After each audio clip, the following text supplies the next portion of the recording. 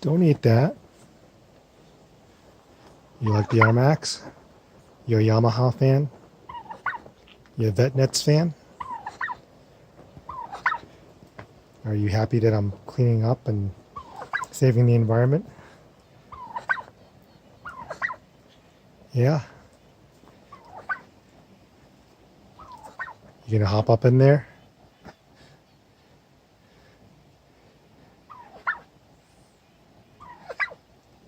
Yeah?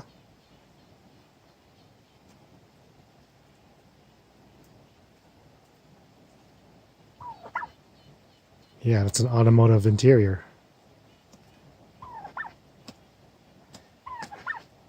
Has adjustable seatbelt height.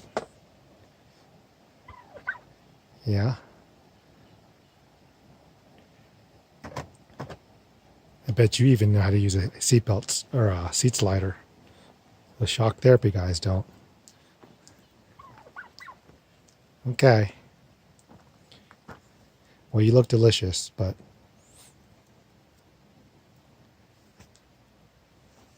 carry on.